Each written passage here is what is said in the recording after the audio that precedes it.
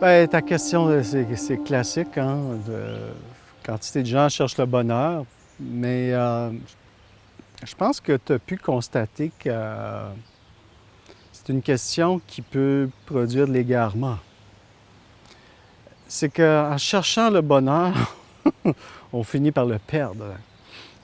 C'est que toute la conception que tu fais du bonheur est peut-être pas bonne.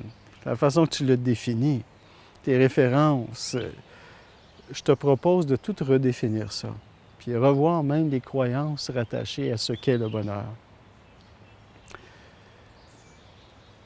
Pour que tu sois heureux dans la vie, il ne faut pas que tu t'attendes à ce qu'un événement produise ce bonheur-là. Si tu t'attends à ce qu'un événement produise le bonheur, tu vas toujours être à la recherche du bonheur. Ta question, c'est, je cherche le bonheur, mais est-ce que tu veux trouver le bonheur? Si tu veux le trouver, il faut t'arrêter de le chercher. Si tu arrêtes de le chercher, il faut que tu cesses de chercher des événements, hein, pour produire le bonheur. Alors, j'en viens à dire que le bonheur est un état d'être permanent. C'est déjà en toi. C'est déjà en toi, tu n'as pas à le chercher à l'extérieur de toi. Hein? Tu peux faire toutes sortes de choses, ça ne t'empêche pas de réaliser des beaux projets, des beaux voyages, réaliser tes désirs. Mais le bonheur ne se trouvera pas là. Le bonheur ne se trouvera pas dans la réalisation de tes désirs. Ce que tu vas trouver, ce seront des satisfactions temporaires. Oui, ça va produire un effet apaisant, heureux, satisfaisant, mais temporaire. Si tu cherches vraiment le bonheur, il faut que tu renonces à l'idée qu'il sera produit par un événement quelconque. Donc, si vraiment tu cherches le bonheur puis tu es sincère dans ta démarche, tu dois apprendre à y renoncer. Tu m'as bien compris. Renoncer à ce qui est un événement, quelqu'un, quelque chose, une situation qui le produise.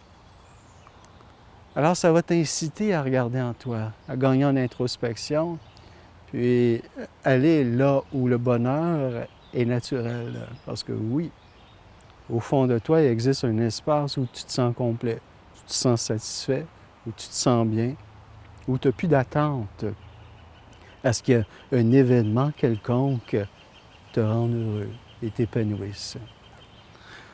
Alors tout ça pour dire que le bonheur, mon ami, c'est un état d'être, c'est un état de conscience que tu vas cultiver à chaque moment de ta vie. Hein? C'est un état de conscience que tu cultives par l'introspection et aussi par la reconnaissance qu'il n'y a rien de hors qui va te satisfaire complètement. Ce qui va te satisfaire complètement, ce sera une relation plus intime, plus profonde avec toi-même.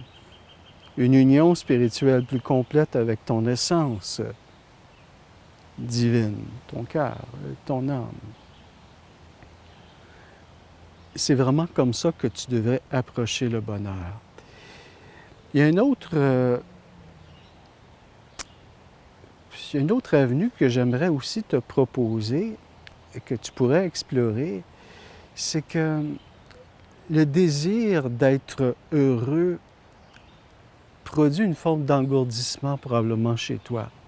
Je ne pense pas de me tromper là, mais ce que je perçois, c'est le désir de satisfaction, de bonheur, gèle tes émotions, gèle tes sensations, produit une forme d'engourdissement et une forme de fuite.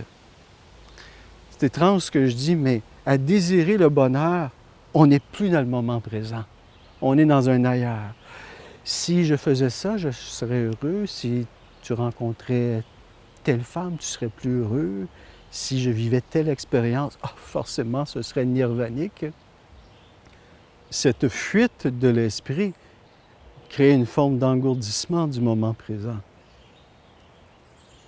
Tu découvres comme ça que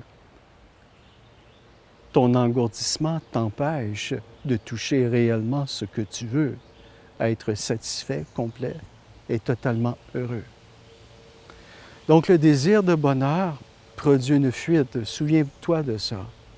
Le désir de bonheur crée une espèce d'évasion de soi-même. Ça nous désincarne. On dit qu'on devient, entre guillemets, astralisé dans le langage spirituel courant. Donc, pour vivre le bonheur, il faut que tu apprennes à t'incarner, à demeurer ici maintenant, dans le moment présent, sachant que tout ce que tu recherches, c'est là. Exactement où tu es, c'est pas dans le futur, c'est pas avec quelqu'un de nouveau, c'est pas dans une situation. C'est d'arriver à être heureux sans aucune raison.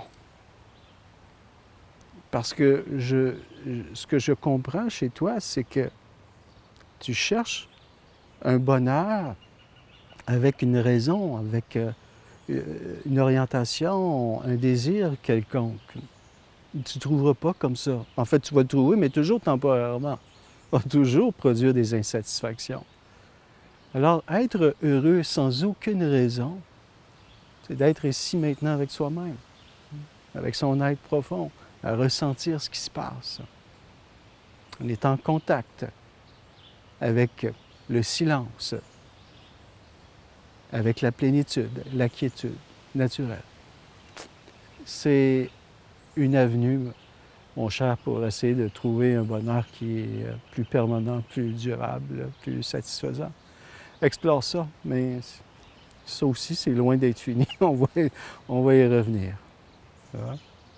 Merci pour ta belle question.